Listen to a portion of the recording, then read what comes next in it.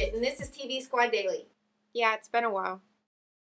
Lindsay Lohan's mom has got to be wishing she would have raised her watching a little bit more Little House on the Prairie. Because Lindsay blames the TV she watched growing up for the way she acts now.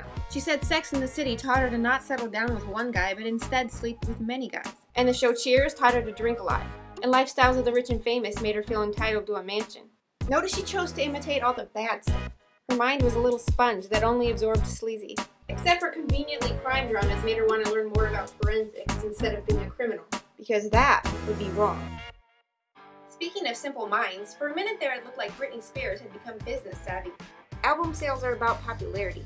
K-Fed was so hated that unfortunately by constantly defending him and being loyal, Britney was creating K-Fed and Britney against the world. And you don't want to be against the world when your new album comes out. But separate from K-Fed and suddenly the world gets to choose sides by buying the album of their favorite person. I thought she was home free. All she had to do was not choose the most hated female celebrity in America to be her new best friend. And wear some underwear. Just don't hang out with Paris, wear underwear. It was too complicated. But like any friendship in Hollywood, both Britney and Paris have something to gain from this. Paris gets more free publicity, plus she gets to be the classy one. Britney gets to look talented. But there's still hope for Britney. She backed out of her plans to co-host the Fox Music Billboard Awards with Paris next week. Instead, Paris might be hosting it alone, or she might be co-hosting with Brad Garrett, which if it happens, could go down as the most awkward combination of two people on stage ever. Danny Devito made quite an appearance on The View this week. He'd been out with George Clooney the night before and hadn't even gone to bed yet. The YouTube video's on the TV Squad website, and it doubles as a lesson in body language. Okay, so this is the beginning of the interview.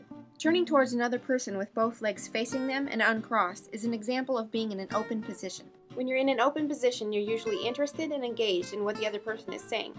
So Devito was still drunk, and it was obvious even before he mentioned the last 7 limoncellos being the problem. And this is a couple minutes into the interview. Crossing your legs away from the other person can show you're being defensive or judging or distancing yourself from another person. Then at one point, I think everyone, including Devito, was a little afraid he was going to actually throw up. In extreme cases of disapproving or wanting to distance yourself from another person, you'll lean away with your entire upper body. I love how you could see that everyone was visibly relieved when they finally cut to commercial. I'm Bridget, and I'll see you back here on Monday. Thanks for watching.